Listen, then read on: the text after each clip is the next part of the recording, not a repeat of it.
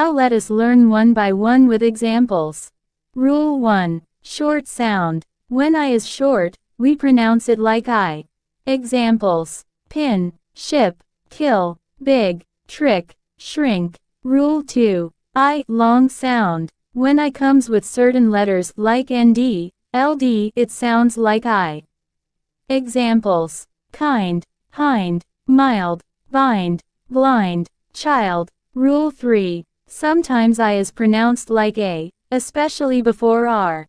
Examples: birth, first, firm, dirt. Rule 4. When I comes with re at the end, it sounds like ia.